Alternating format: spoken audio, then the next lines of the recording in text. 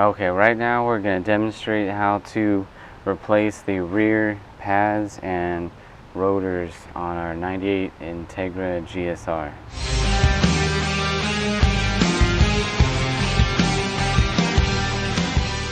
Okay, first thing I'm going to take off to get it out of the way is this shield here. Unfortunately this one is broken, so there's two 10mm bolts that hold it on.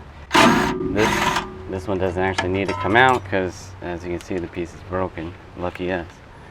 And then there's another one in the back, which I'm completely in the way of. But alright, so now the shield is out. I don't know where that broken piece went.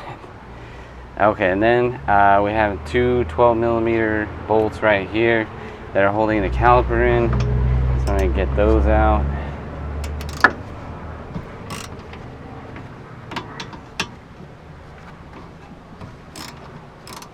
Alright, so let's see. We have a parking brake cable on top and a fluid line on the bottom, so it does make it a little awkward, but you can just pull the caliper back and set it aside. I don't think this one's really necessary to tie it up. It's really light and has a lot of support. But anyways, so here's our little pads. They're really dinky, as you can see. So we got the pads out. Oh, and then we got to take out our bridge or mounting bracket, whatever you want to call it. Let me see. That one should be 14, I believe. Yeah, there you go, 14. And then there's a sliding pin that we're going to take out. So we're going to lube that up, slide the boot back off of it, take the pin out.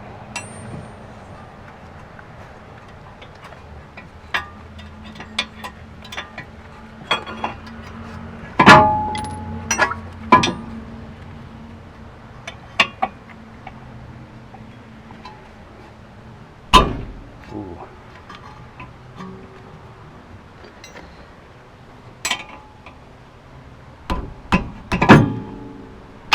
Oh, there we go. 2-wrench method.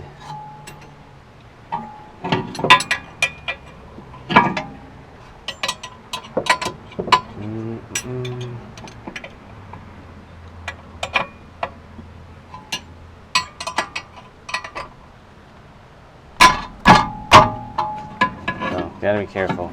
Don't want to be yanking on that caliper. This is where tying it up could be good for safety.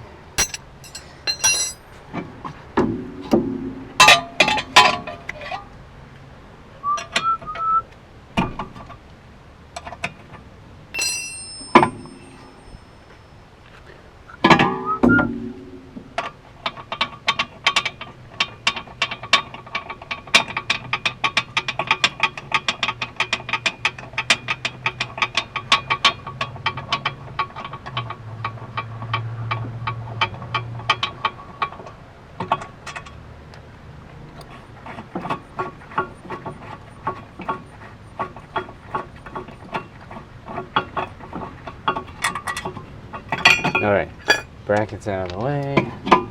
Now we can take off the rotor. Oh, make sure not to lose any of your hardware. There's a spring inside the caliper, and there's also these two pieces of hardware on the bracket.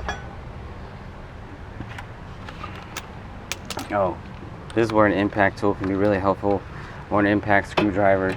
These are probably going to be sort of rusted in place, but you can make quick and easy work of it. There we go. Now we got our rotor off. Oops. This one's been sitting for a while, so we're a little rusty. This is our parting out car, so we're just gonna do this for demonstration. We don't have new parts because it's not worth it, because we're gonna actually end up dismantling this whole car and selling everything. Okay, and as I mentioned, this is just our parts car, so we're just putting the old stuff back just so you can see how it goes. Put the rotor in. You want to make sure when you put the rotor on, depending on what rotor you have, oh, these gloves are too big. You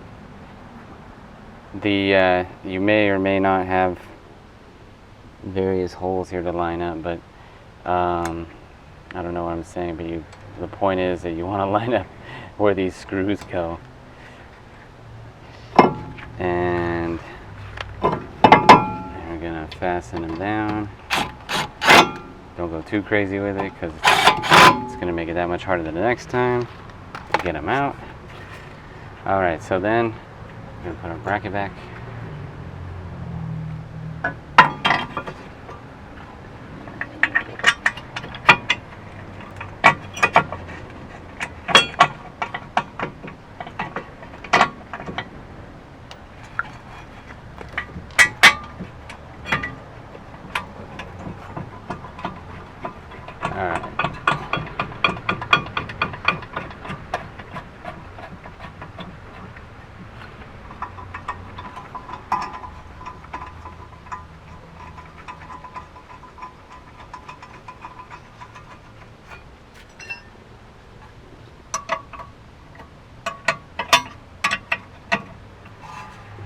Then we're going to tighten those down.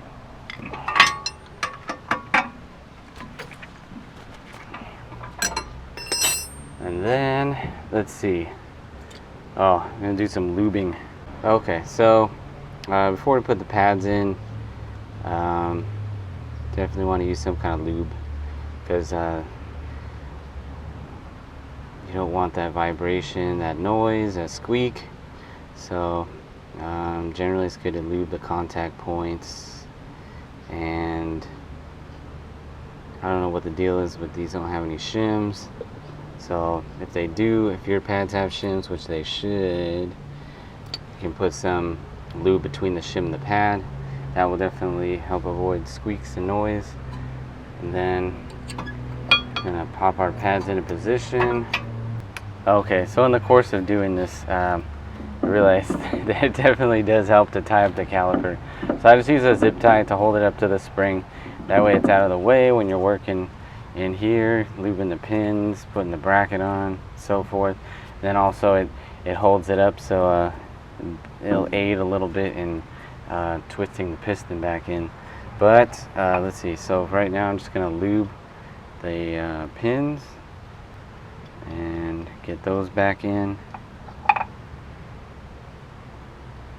Alright. Make sure they're seated in with the boot on them. So that's sealed up. When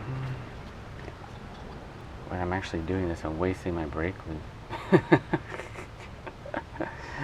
Alright, and then go do the bottom one. Make sure that one's seated in properly. Okay, and then, so, oh, that part is irrelevant, it's just the pad fell out. Let's see, so then you can use a tool, something like this little cube tool that has various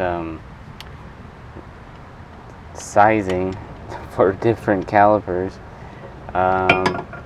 So what you got to do, because this is also used as a parking brake, is you got to twist the piston back into the caliper. Don't do the old C-clamp method or something like that, because you'll smash it in, strip it out, ruin it.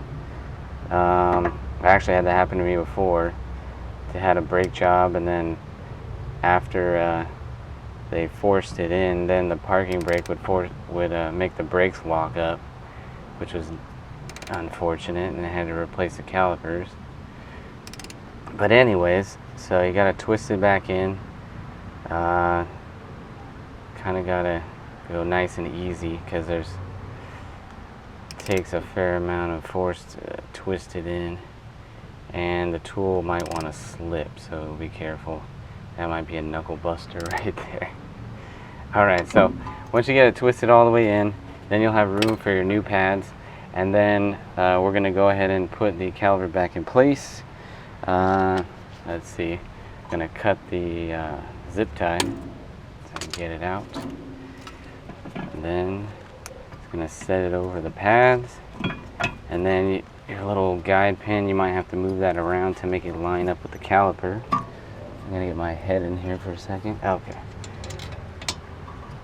Then you have that spring inside the caliper, so it's a little, you have to push it down a little bit to get the bolts to line up. There we go.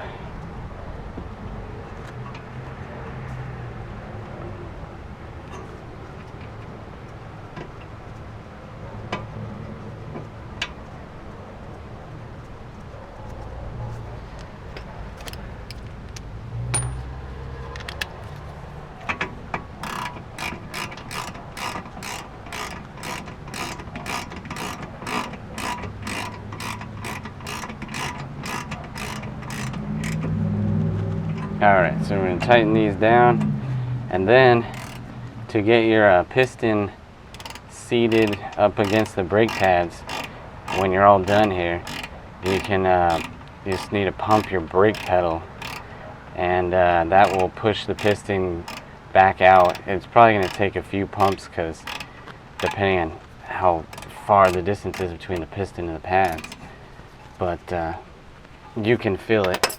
The pedal's going to drop, and then once it's been adjusted into place, you'll feel the pedal come back up to where it should be. Oh, and there was one last part, the shield. So we're going to go ahead and put in the 10mm bolts. Actually, well, I'm just doing this for the video really because our shield is broken. So we're going to have to maybe go to the junkyard and get another one or something. But yeah, that'd be the last part. Tighten down your shield, and you're all done.